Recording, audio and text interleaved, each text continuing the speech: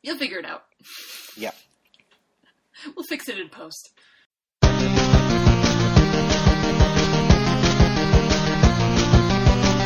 Hey there, and welcome to the Hamsteak Podcast. My name's Alex, and I have not... Wait. It's the podcast where we tell you about Homestuck and read you about it. Yep. And I'm Alex, and I have not read it before. And I'm Lydia, and I super have. And this week we're going to read pages 3993 through 4064. And a bunch of, new characters are going to pop up, and it's going to be exciting. And there's also some uncomfortable things, because it's Homestuck, and there's always going to be uncomfortable things. Get excited. Yeah. Yeah.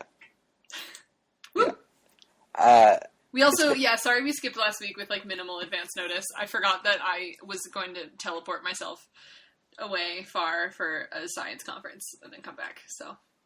Right, I'm back now. And I just, I despawned for the whole week. You weren't in the area, so I wasn't animating. Oh. My polygons just, froze. Oh. But now I'm back. Welcome back to the realm of the living. Or the realm of the going through their idle cycle, anyway. That's the goal, to stay in your idle cycle. Dang. Thanks. So we're getting back into it now. It felt weird to, be reading again after a couple of weeks. Were we off for 2 weeks? I think so. Oh. Or maybe we recorded early the week before. I think so. So it was a week and a half. Yeah. Okay. Yeah, I was gonna say, it feels like it's been forever since I read Homestuck. This is super weird. Yeah. I forgot, half the names that I haven't, committed to deep memory yet until I, thought about it. So we start off with, Solux, and his Lucis is cranky upstairs. Yeah, his Lucis is chained up to the roof, which I guess it doesn't mind that terribly, or at least that's just the best solution, and it doesn't seem like there's much room for him in the apartment. Apparently it's too big.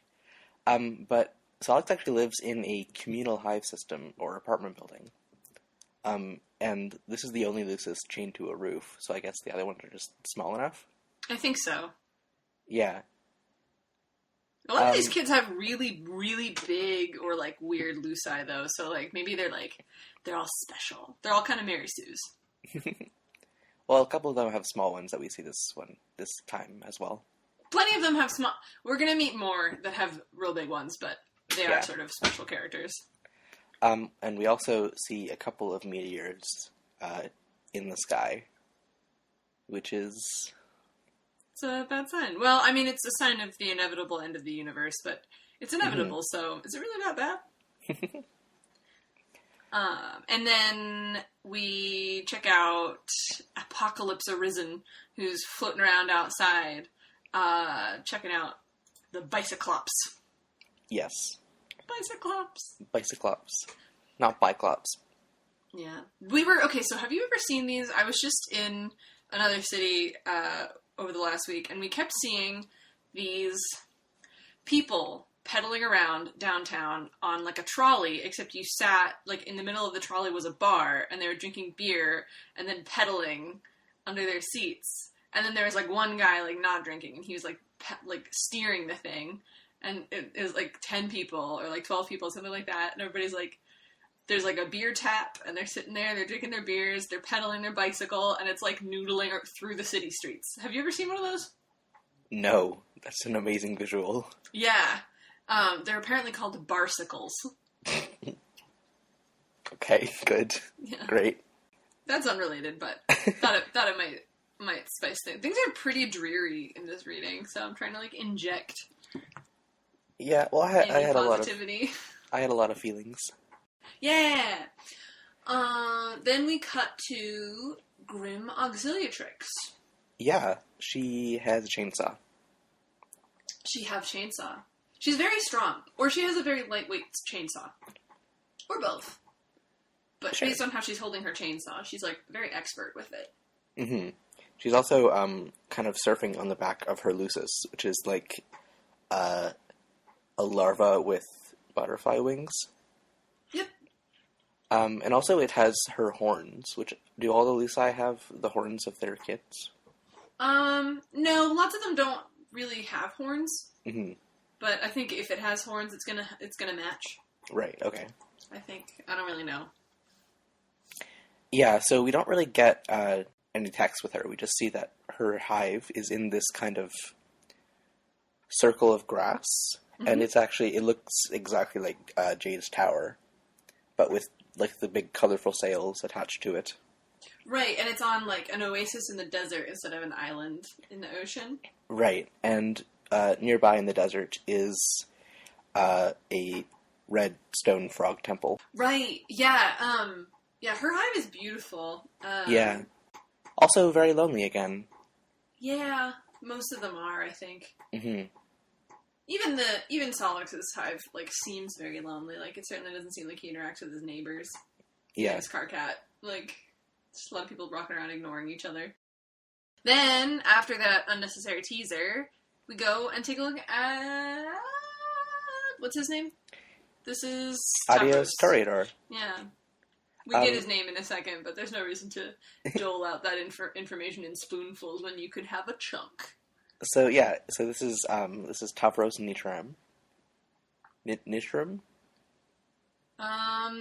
Technically the rule is pronounce it however you it's following totally straightforward, like, English pronunciation, but, like, I say it like Nitram.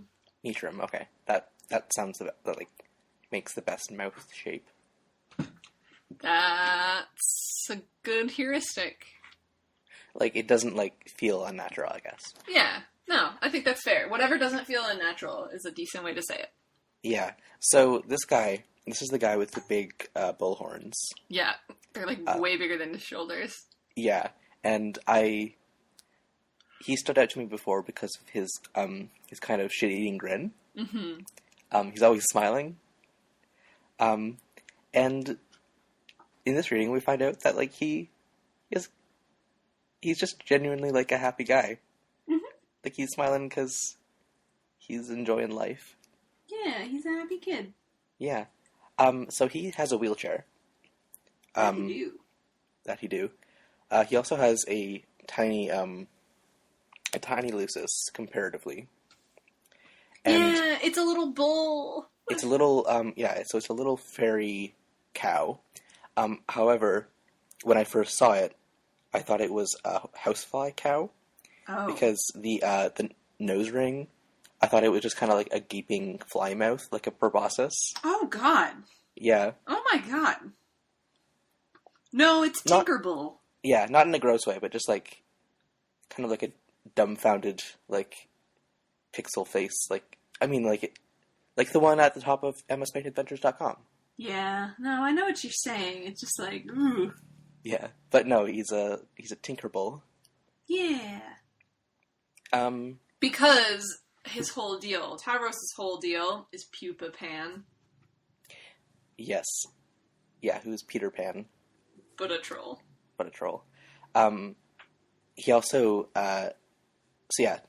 Tavros likes fairy tales and believes in fairies. He does slam poetry. He does, which is like a revered ancient art form. Right. On their planet. Yeah. He also plays a trading card game, which is kind of like Pokemon. Fight-a-spawn. We'll see him after that in a minute. Yeah. Actually, we'll see it right now. Yeah, that's really it. They're finally, like, paring down the amount of, like, interest they give to these kids. So it's sort of more coherent. Yeah, he can commune with animals. He plays this game called Fight-a-Spawn. And it's horrifying. So this sequence is really, really funny. It's super gruesome. Because, so how you play this game is you throw down this egg, basically. It's an Ugani bomb. It looks like one of those, like, glittery rubber bouncy balls that you get in museum gift shops. Mm-hmm. And this kind of, like, slimy scorpion thing hatches from that. Oh my god, it's like the worst. It looks kind of like a snow crab, I think. Yeah. Or it looks like a spider crab. Yeah, and so what that does that's not even your creature. What it does is latch onto a host plush, which is just like a teddy bear. Mm-hmm. And then it impregnates that Basically, yeah. plush, and the plush, the creature that you've played in the game erupts from the stomach of the plush bear. Right, and in the comic, the way that it's drawn is with this like horrified face. Yeah, on the teddy bear. The poor teddy bear is just like, ugh. And then, like, you can see its, like, burst open, like, shell lying on the floor with this, like, horrified face on it. There's, like, a bunch of, like, nasty, like, mustard yellow slime flying around, like, super gross. Yeah, so the thing with this, like, organic technology is that, It's you think disgusting. and you think that, like, the plushes aren't that, but they kind of probably are. They're Yeah, probably, they're alive a little bit. They're like, semi-sentient. That's fine. So this bear gives birth to a horse-a-roni. Yeah, it's so creepy looking. Which is a horse, kind of with macaroni shapes extruding from its back. And then Tavros uses that to face down his Lucis. And you think, oh, how's the Lucis going to play this game? Doesn't have cards. But the way that you play the game is that the Lucis and the horse-a-roni take a nap together. Yeah. And he wins. That's how you win. I think it seems like he's sort of playing a loophole in the game. Yeah, or he's like, with like Pokemon cards, like there was a whole like rule set that nobody knew. So it was just like which number was bigger. What? Because, like, there's an actual way to play Pokemon cards. Yeah. With, like, you have to have, like, a penny to, like, have a random number generator. Yeah. And you have, like, the energy cards that, like, give you attacks. Yeah. The way that I played, and everyone I knew played, was you put down your card and the other person's card, and whoever has the biggest attack number wins. That's adorable. Because we didn't understand the rules. Aw. I played by the rules. They gave you little coins if you bought a starter pack. They were little, like, plastic coins with, like, a Pokeball on one side and, like, the logo on the other. Oh, see, all my cards were hand-me-downs. Oh. That's kind of beautiful. just a folk rule for Pokemon playing. But anyway, yeah. They just curl up and take a nap together, and it's like... Oh. Yeah, so now that he's brought this creature into the world, he's like, I'll take it out and stud it, and it'll have a happy life. Yeah, which is, like, exactly how I would want to play, like, a game like Pokemon or something. Like, it's just, Yeah. fantasy creature farming sim. Right. Yeah. But no. Then he gets in his Raccoon for like basically no reason, and because the text tells him to, and then he's like, "Why did I do this?" Yeah, there's like a weird throwaway gag about how like he has to use a ramp to get up to his Raccoon, and then his chair slides back down, and it's this weird joke like, haha, he can't get out. Yeah, and then he's like, "Oh, it'll take an hour to like change my clothes." That's not. Yeah, but he does. They never like actually like go through like they don't like drag out those jokes. It's just like in the next panel, it's presumably that hour later, and he's hanging out. Right. He equips his lance because he wants to be a jousting boy. Right. He wants to join the Cavalry Reapers. Yeah, presuming he doesn't get culled. Right, and he might get killed because of his disability or any just arbitrary reason, apparently. Yeah. So that's the thing, like, I feel like the culling has been sort of downplayed so far, but that's absolutely a thing. Like, Karkat had this throwaway line of, like, oh yeah, my neighbor got culled the other day, and we didn't even comment on it. Oh yeah, for sure. It's totally like a thing that they're blasé about. Yeah, like, you super get murdered if you're not, like, strong enough, or you, like, just for, like, reasons. Like, people just go around getting killed. Mm-hmm. And everyone's, like, they are very passé about it. They're just like, well, like, that's a possibility. Yeah. Wow. Yeah, it's an alien culture. Sure is. So then we see the outside of his hive. Mm-hmm. And he lives kind of on this cliff by the sea. Yeah. And he has this nice little, I don't know what it's called, but like the fence that you use for jousting, like the lane, I guess. Yeah. And he has Are they called palanquins? that's probably what it's called. Just like a figure guy? a figure that you like use for practice to hit. Mm-hmm. And yeah, I guess he just like charges forward in his wheelchair. Presumably, yeah. Because the horse-aroni doesn't have anything to do with it. Yeah. I don't know, they don't really address that. Yeah, it's fine. They do point out that he has always wanted to fly, and he's always been preoccupied with pupa pan. It's not just because he has had an accident, and now he can't use his legs.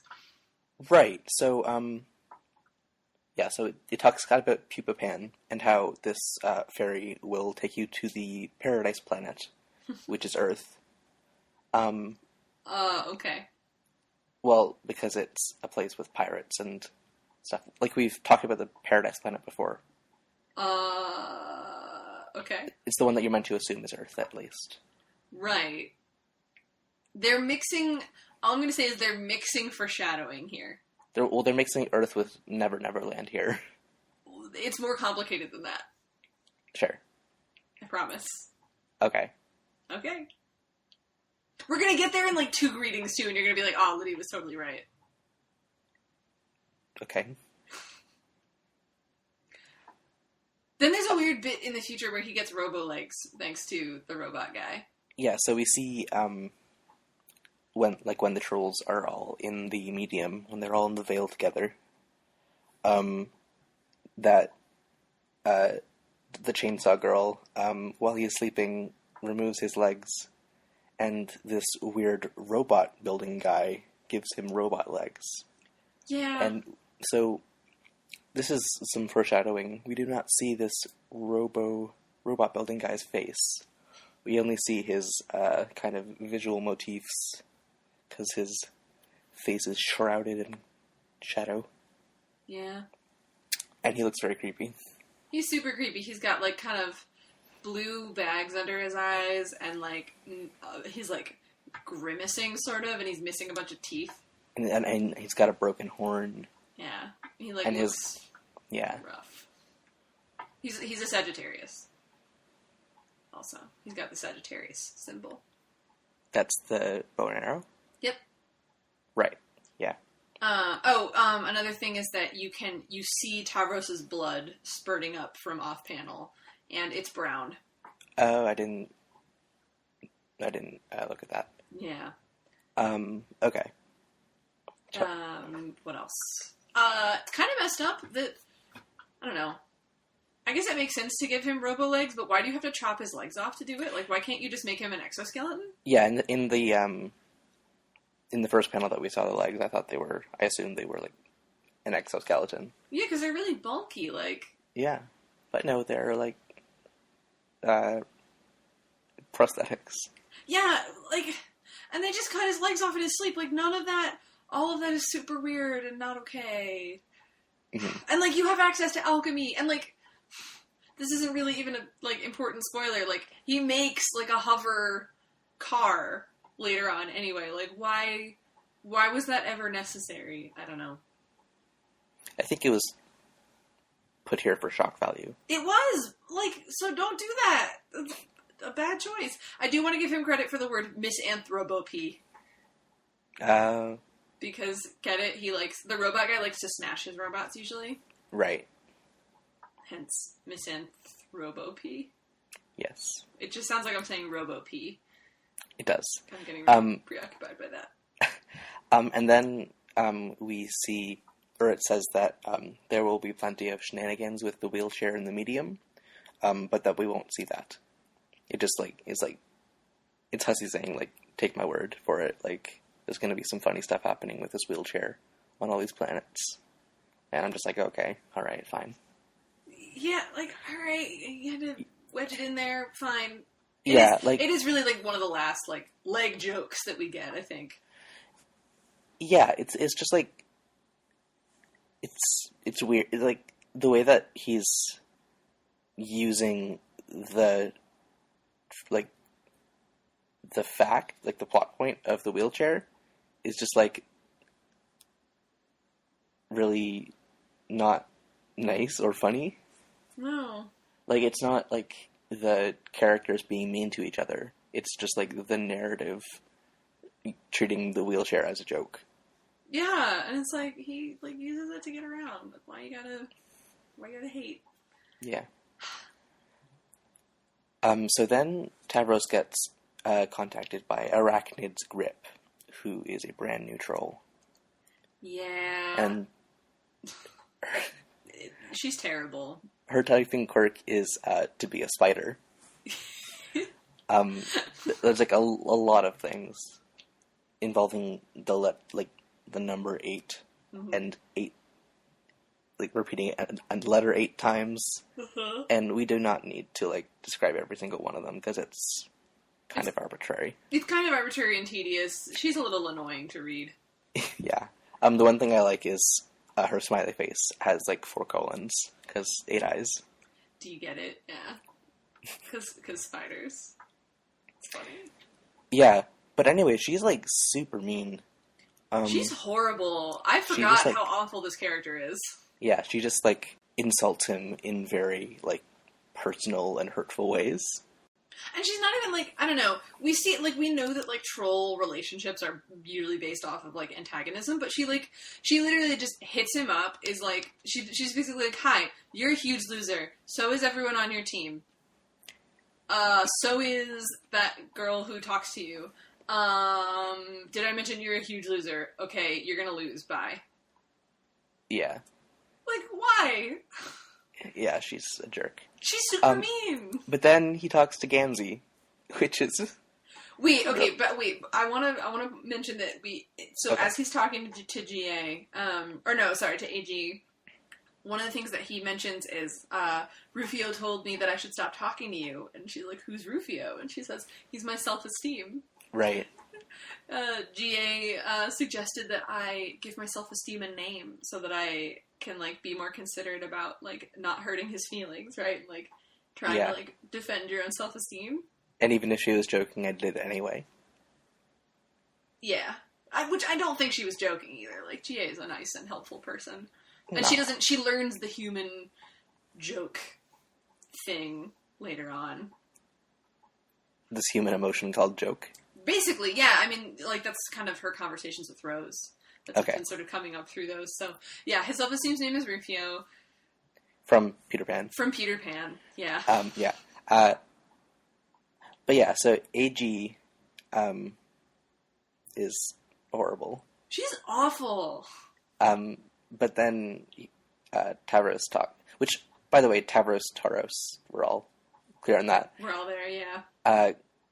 Gamzee talks to Tavros, and it's really good. Because first of all, it shows the panel with both of them, and they both just have doofy faces on. Because they're both, like, grinning silly boys. Mm-hmm. So, basically, Gamzee tells Tavros about the game, which, when AG was, like, insulting his team, he didn't even know there was a game going on. But he starts downloading the game, and in the meantime, they decide to have a wrap-off. The only part of that we see is them describing in detail how sick the beats are, and then Gamzee going to get a cold drink, and then coming back and asking if the beats are still sick. And then we are told that we are not going to be subject to one of the worst wrap-offs in the history of Paradox Space. Oh my god, it goes on forever. Just the lead up to the wrap-off. It takes them so long to say anything between both of their speech things. Gamzee has to, it's like half, like, obtuse, like...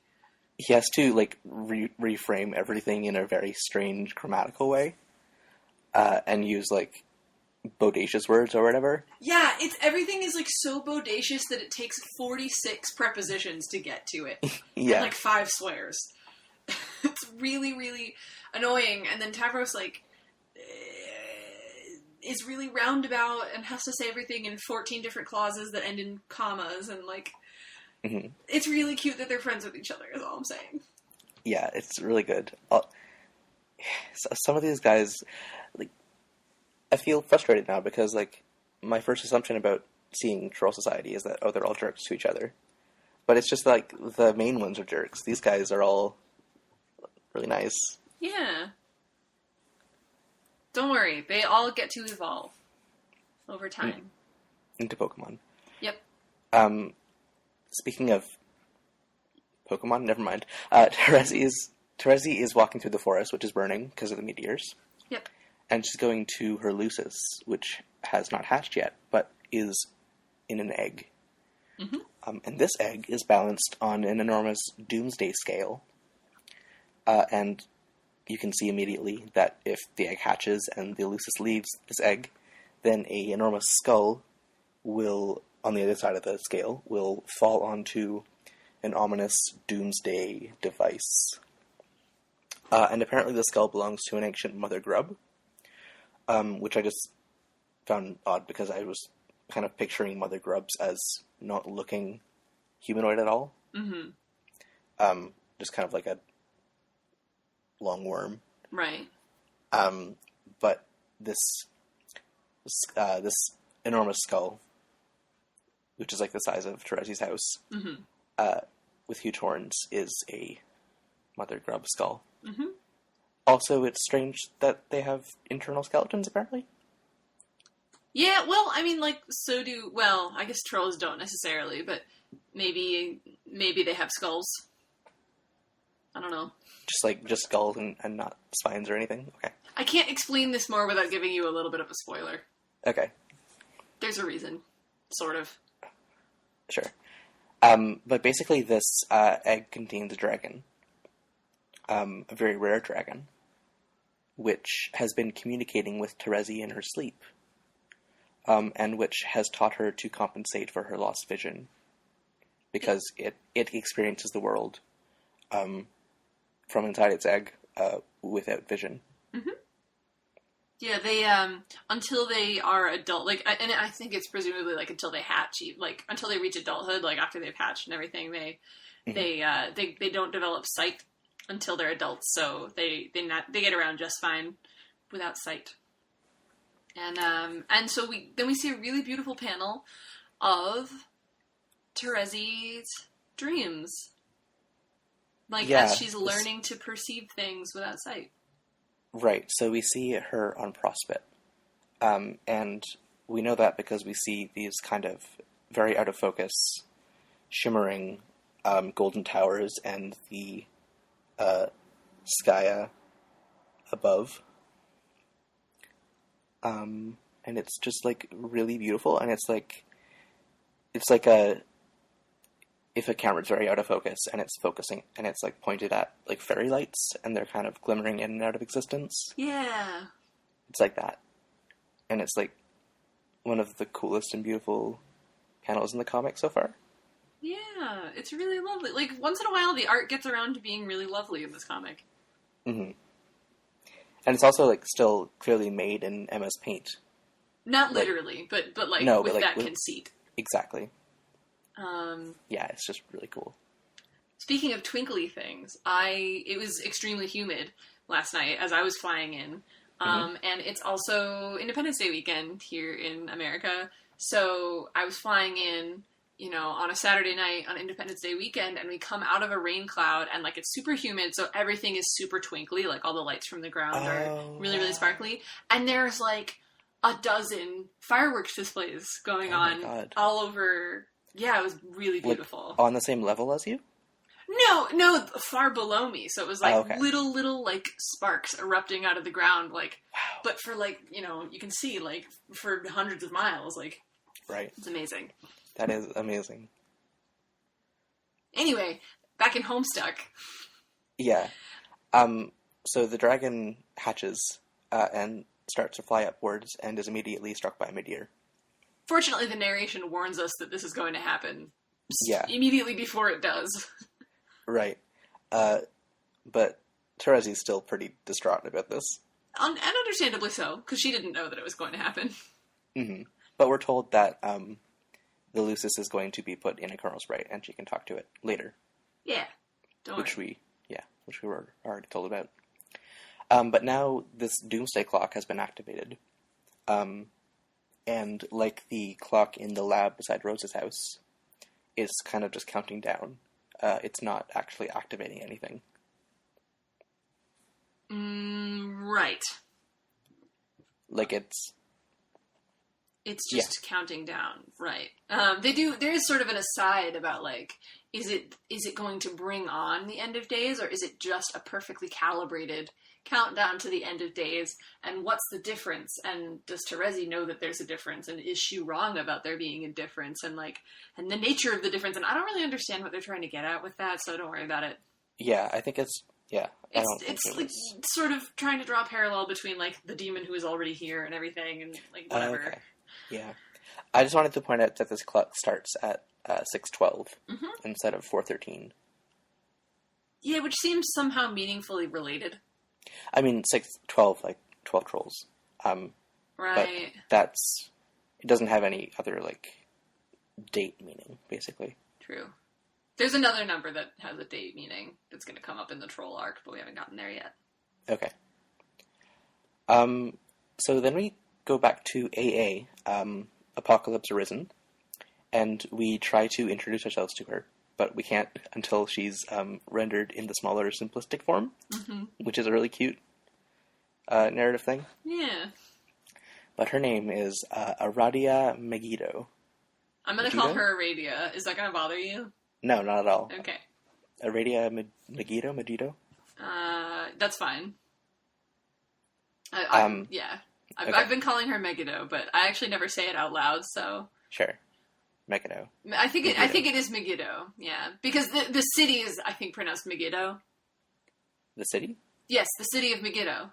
Is that a real place? Yeah, you know why it's like called Armageddon, because like that's like in Greek it gets transliterated as like Armageddon, and there were like 4 different major battles in ancient history fought at Armageddon. Megiddo. Yeah, and which is Armageddon or Megiddo, and that's why like they say when like the big battle at the end of the world is fought, like it's the Battle of Armageddon. Okay. Because it takes place at literally the city of Megiddo. That's Megiddo. Cool. I had never heard any of that. Yeah, I learned that, so I overheard it, or like didn't overhear it, but someone sort of was talking about it this week, and then I looked it up on Wikipedia to confirm. Nice. Yeah. Confirmed. What is Aradia's deal? She doesn't know. Well, yeah, she doesn't really know. She is very apathetic these days. Yeah, so we already know that she's kind of been having these voices of the dead, and they've kind of been drowning out her individuality. And now we find out that she's kind of just forgotten most of her interests. She's always heard these voices, but they started increasing after the LARPing accident that she was in. So that's okay. Did we mention that? Did we mention that Tavros was also in a LARPing accident? Yeah. Yeah. So a bunch of these kids were in a LARPing accident, which is interesting. Yeah, LARPing is dangerous. You'll see. They don't LARP anymore. No, not after the accident. Anymore. But we also find out that the game is called Scrub, which is the worst, and the text acknowledges that it's the worst. Yeah, I love it. Then her Fetch Modus is a Ouija board, and I'm bored by Fetch Modus jokes. They're not funny. I thought it was fine. Okay. I think they're funnier if you're reading it unfold over time, but like as we're like reading it more rapidly, I'm just like, do we have to again? Well, I don't mind now because they're not like spending pages and pages on Fetch Modus like shenanigans. That's true. It's just a little gag. I'll accept that. Her laptop is a Bing Crosby laptop. Yeah. Instead of a Bill Cosby laptop, which John had. Right. Because so that's a fun parallel. Yeah. And also she doesn't know what a Bing Crosby is, and she thinks that this creature is horrifying. Right. It's really funny that they can't like recognize humans at all, even though they look like trolls without horns. Right. But it's just like, that's how it's presented in the text, but like, you can imagine that these actual like insectoid aliens look nothing like humans. You certainly can. So GA, Grim Auxiliatrix, contacts Aradia. Mm-hmm. And she knows that Aradia has been doing this stuff that will bring about the end of the universe, or so she thinks. But she can't stop Aradia from doing it. And she says, "You're making a mistake, but I'll be here if you need me," or something to that effect. That is exactly what she says. It's just it's a really nice little like, hi, like I know that like you're not. She doesn't like try to like fix her or anything. She's just like, hey, like I'm here for you. Yeah. I know we're on different teams too, but like I'm here for you. Have you noticed that her name is Auxiliatrix? Like she's the helping lady. I didn't know what Auxiliatrix. Well, like auxiliare or something is like the Latin root of like to help. Right. Okay. And then like trix is like the Latin suffix for woman who does it's like the professional suffix, I guess. Yeah. Position. Yeah. For women. So she's the helping lady. Okay, I see. She's very helpful and nice. Mm-hmm. Then Aradia goes and talks to Sala. It's the same conversation we saw already, where at the end she says, "I'm coming up." And then she starts levitating his Lucis off of his roof. Mm-hmm. Which seems a little dicey. His Lucis certainly doesn't seem happy about it. But then she pauses in the middle to have a conversation with Arachnid's grip again. Right. So, yeah, this is our second time seeing AG. And she wants to be the blue leader. Which she says in no uncertain terms. She wants to be co-leader, yeah. Right, so she says she wants to be co-leader with Aradia, and she also wants to, like, be secret allies with Aradia, like, against everyone else. Which is pretty fun. Like, she's trying to play everyone. Right. And this is just, like, so gross and manipulative. Yeah. She tries to, like, bring up, like, things that have happened to Aradia in the past, and then, like, tries to,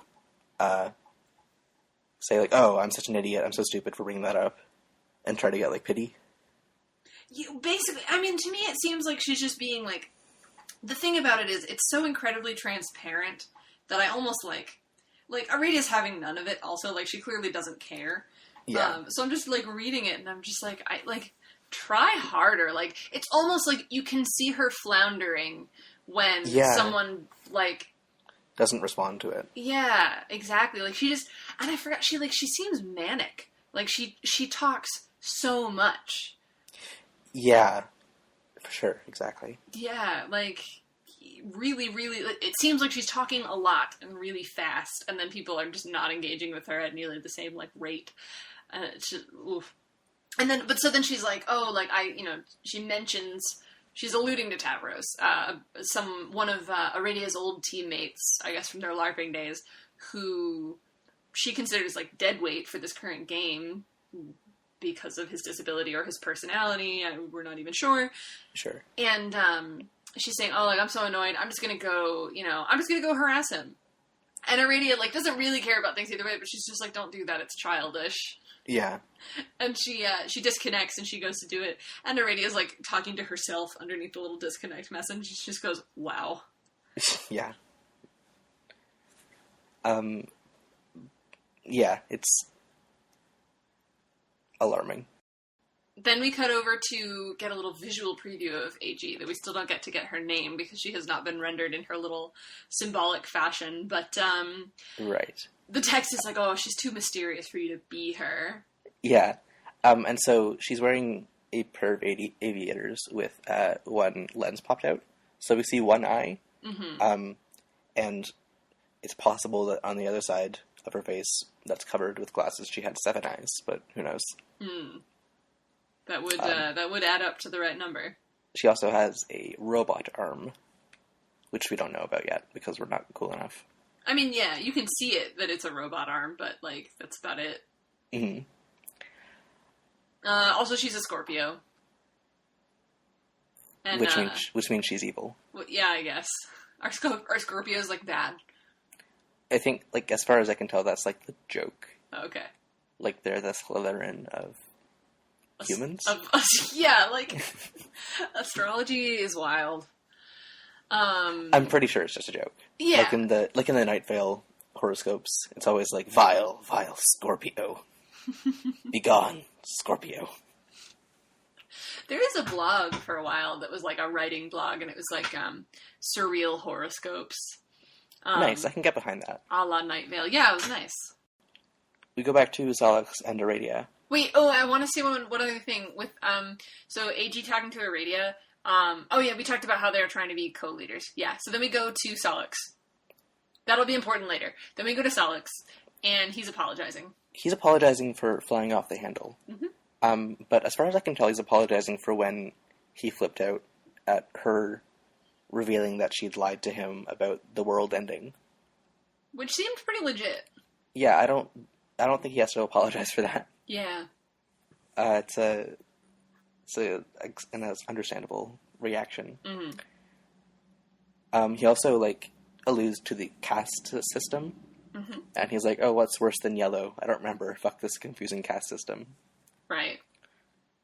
Because he's trying to, like, think of who's beneath him. Yeah, and it's just kind of like, whatever. He doesn't really care about it. It's just, like, weird. So the thing is, he apologizes to her, and, like, she accepts and everything. She's like, yeah, we're still friends. But, like, and he's like, oh, like, I'm sorry I flew off the handle. I will still, like, play this game. I just can't, run the team. And she's like, no, you can't play. Yeah. And, he's can't like, play yet. Yeah, you can't play yet. And he's like, wait, what the fuck? And then he, like, flips out. And he's like, what the fuck? Like, I came to you, like, groveling. He, like, is kind of overreacting here. He's like, I was groveling and whatever. And she's just like, look outside. Then she does a really fucked up thing, which is, like, she's like, look outside. And he, like, doesn't believe her that she's at his house, but she like, insists repeatedly, like, no, come look out your window, I'm right out here. Which she is, but it doesn't matter either way. Right. Because when he goes over to the window, she snaps her fingers, and he falls asleep, face down in mind honey. You do not, under any circumstances, eat the mind honey, is the thing. You don't eat it. The thing is that you don't. Don't eat the mind honey. So, what happens is, when he wakes up in a puddle of mind honey, there's some of it in his mouth, and he's the last player, like, on his team who needs to connect in order to bring Karkat in. Yeah, so we see his city or whatever being destroyed. The sky is red. Yeah. And he needs to connect to Karkat, but he has some mind honey in his mouth. Yeah, and it causes him to shoot these enormous, like, Dragon Ball Z style, like, beams of energy out of his eyeballs, like, one red and one blue, and it blows the entire roof off of his apartment building, including, presumably, his Lucis. Yeah, which was up there. Yeah. So, like, isn't that messed up? Like, she, like, Aradia, like, made him, like, we thought she was just gonna throw it off of the building, but actually, you know what? Maybe she saved it. I don't actually remember. Maybe she, like, carried it off somewhere to protect it. No, it was there. It was there. Oh, yeah, we saw it there. Yeah. So what was she doing levitating in the first place? Whatever. I thought she was, like, trying to get it in the path of a meteor. Maybe. I don't know. But that's not the case. Yeah. Maybe she was just, you know what? I think maybe she was just levitating it so she could sit on the roof. Oh, okay. Yeah, that makes sense. But yeah, she levitates him off, and then his eye beams, like, blow him up later on. So, yeah. R.I.P. Bicyclops. He will be missed. Yeah. Then it's Catgirl. Yeah, we go back to the past, and we meet the Catgirl, and her name is Nepeta Leon. In my head, I just read it Lion, but you could probably read it like Legion. So it's either Legion or Lion or Leon. What do we want to pick? We should pick one to be canonical for our podcast. I like Leon because it matches her Lucis. Okay, so... And it's like a phonetic spelling. Okay, Leon. Leon. Okay. Also, her first name is like Neopet. That's true. I've been pronouncing her name like Nepeta, but what works for you? Nepeta.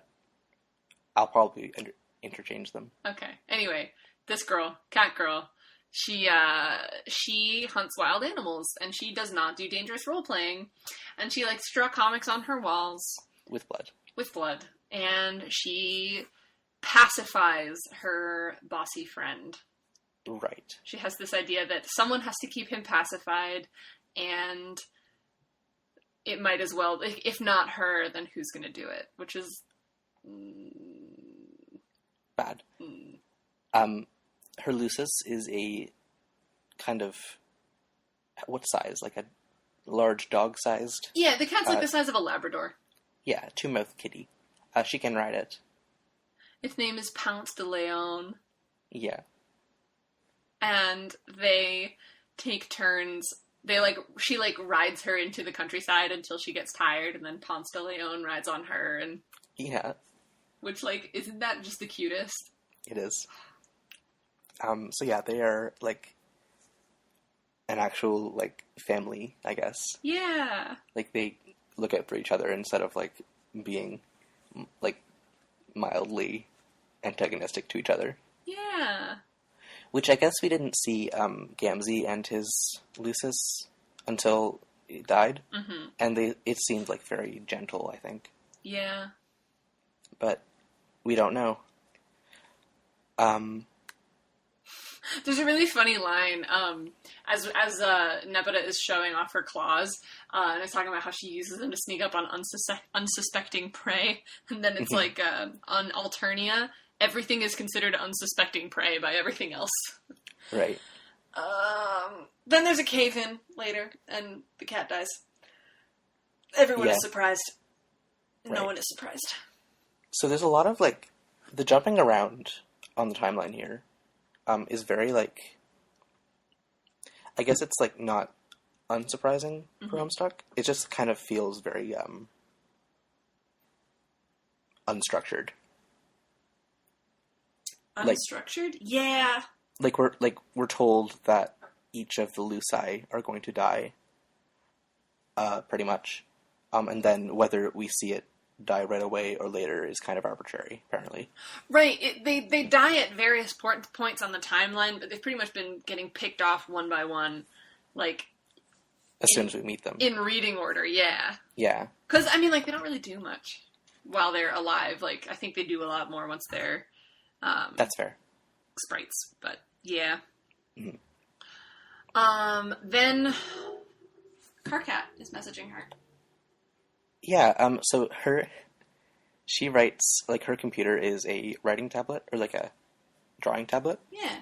And the way that she writes her role-playing text is she, physically writes it on the chat, on, the screen, and, there's little kitten drawings beside it, and that gets, put into the chat client. Yeah, so she's, writing all her own text. Yeah, but that's the only cute thing that happens on this page. Pretty much, yeah. Karkat charmingly opens up by calling her autistic? As an insult. Yeah, why? Yeah, it just, it's, yeah. It's, I don't even know if we can say anything except, it's terrible. That's bad, don't do that. That's it. Yeah. That's all there is to say on it. But then he sort of, antagonizes her about, just being weird or whatever.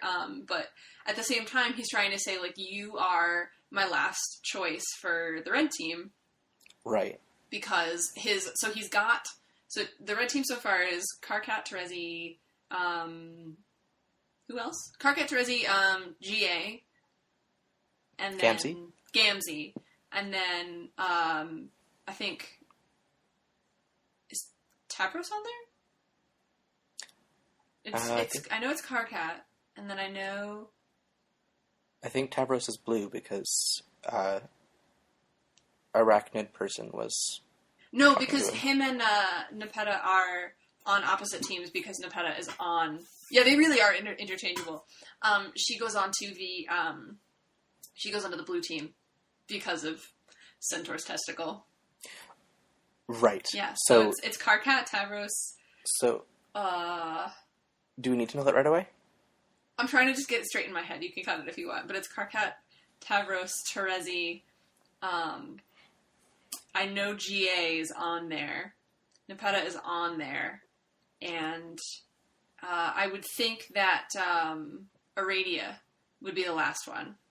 No. No, because Aradia must be on the blue team. Because GA is on the opposite team of her. And we know GA is on the red team. Whatever. So Karkat wants to recruit her for the red team, right? But she has to check with her friend first, which Karkat doesn't like. Yeah, and she kind of tries to play it off like it's not a big deal, like she's just trying to appease him or whatever. Yeah, she already did before. She did that before with Terezi. She was like, "Oh, it's not a big deal. Like, I'll just run it by him." Yeah. And then we see the friend who is the mystery robot guy from before. Yeah, with the creepy broken teeth. We don't see his face still. Yeah. But, they have a distressing dynamic. Yeah, so Nepeta starts it off by trying to do the same, little, chatty roleplay thing. Yeah. That she does with everyone.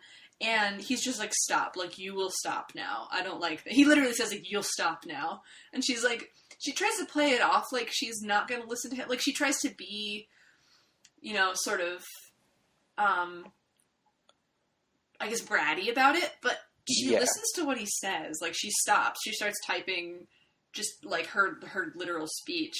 And you, I don't know, part of it is, as much as she does, goofy roleplay dynamic with people, her actual, speaking dialect is very normal. It's the most readable of anyone's. She just kind of, sure. throws some cat puns in there, but it's just all typed in lowercase. And she reveals herself very quickly to she likes really silly stuff, but she's very perceptive. She understands what's going on here. Right. So to be fair to her, she does immediately kind of call this guy out. This guy is CT Centaur's testicle. She calls him out on, his pretentiousness. Mm-hmm. He says that her, role-playing is stupid. Mm-hmm. And then she's like, well, you precede everything you say with, a bow and arrow, which is, a D -- arrow. Yeah. And he's like, no, that's, highly symbolic. It's, important to my culture or whatever. And she's like, no, that's the other thing is he's like, I think it's stupid that you want to, play games like that. And she's like, you literally are, a fun person. You know that you like to play games.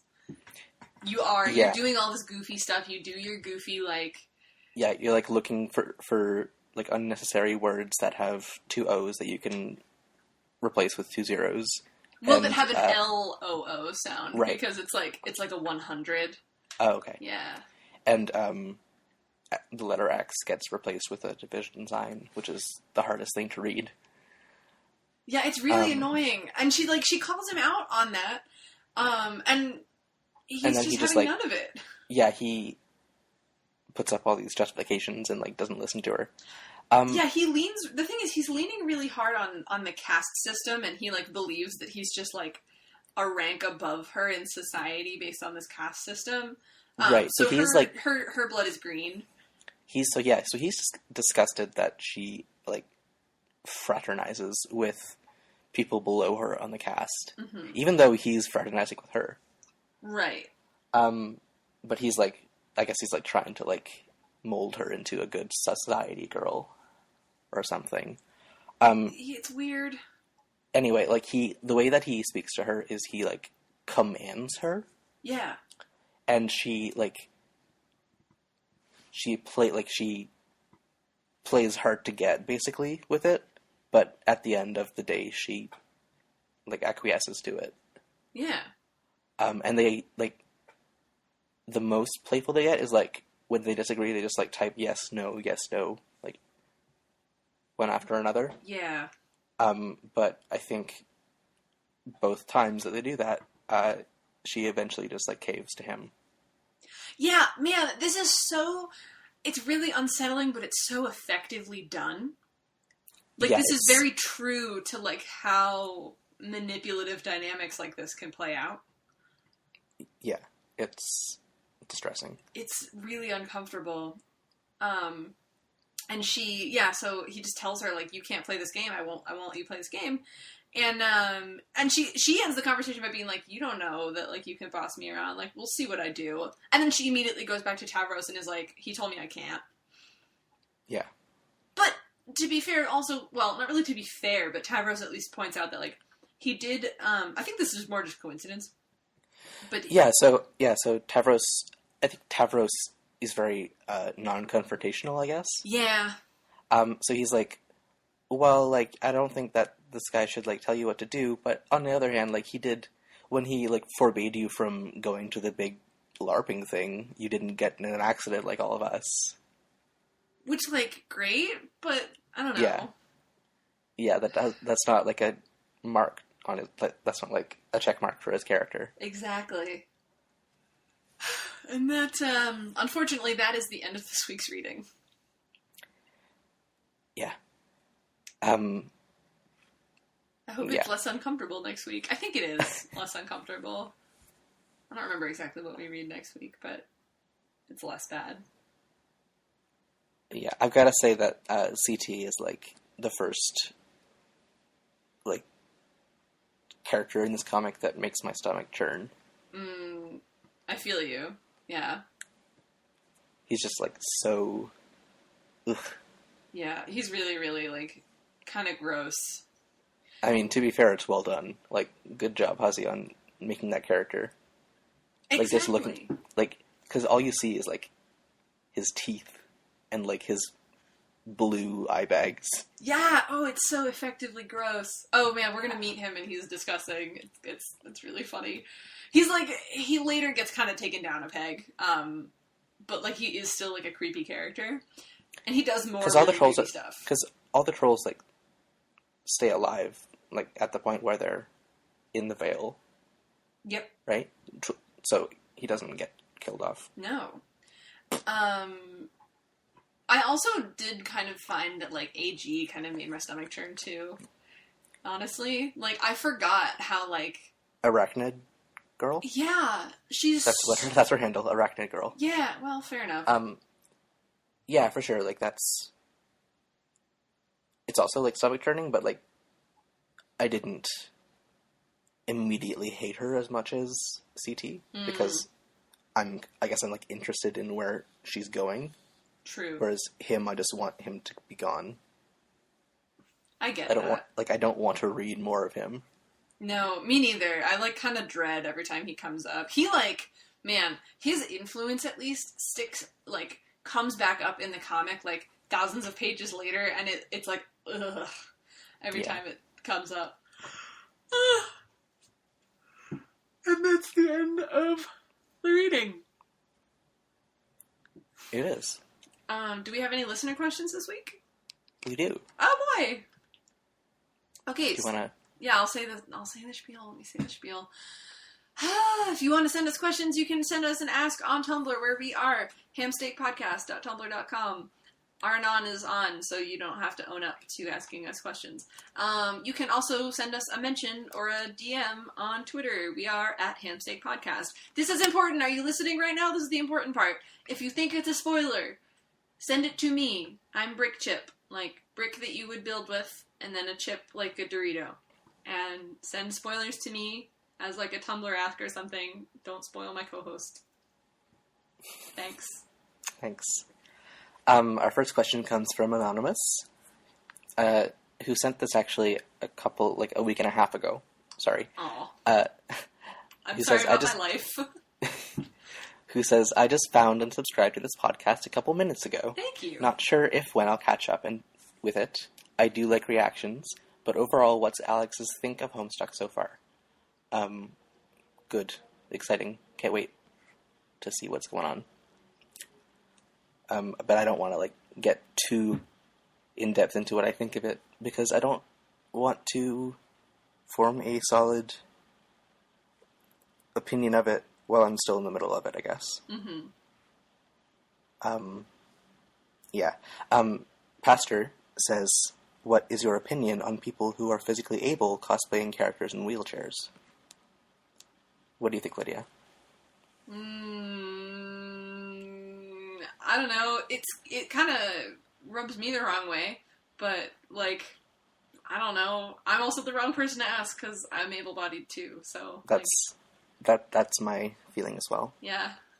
I mean, yeah, if you're curious, like, yeah, it kind of squicks me out, but kind of doesn't matter how I feel about it. Mm-hmm. Also, Alex, please prognosticate on the trolls you've only glimpsed. So, there's CT, who I've made my feelings on very clear. Mm-hmm. Arachnid's Grip, kind of similar, but also I'm a bit more curious, because she hasn't done anything actually actively evil yet, only been, like, rude in a really mean way. Who else have I only glimpsed? Who else have you only glimpsed? Grim Auxiliatrix. She seems nice. Chainsaw Girl? Yeah. Okay. Who else have we only glimpsed yet? You've seen a striped shoe. Oh, right. Who does the striped shoe belong to? Ariana Grande. Alright, I look forward to meeting troll Ariana Grande. Anonymous asks, I'm dying to talk about trolls, but it's hard to talk about them without spoilers. Someone give Lydia a medal. Thanks. Agreed. Anyway, what kind of horns would you have if you folks were trolls? That's a good question. I find my hair incredibly annoying and unmanageable, so my horns would probably be, like... I'd probably have, like, Tavros horns, basically. Like, just, like, hard to get through a door, like... you go stay someplace new overnight, and it's like, I'm sorry, I can't fit my horns in your shower, so your bathroom's really wet right now, like... You know what, I thought about Tavros immediately, too, and I think it's because his horns are the only ones that, like, actually affect what he can do, like, physically. Like, the other ones might be a bit inconvenient if you're trying to, like, pass through a low doorway, but, like, he physically can't stick his head inside his Raccoon. Yeah, that sucks. Or, like, put on a non-button shirt. I like how we both identify with that really strongly. Yeah.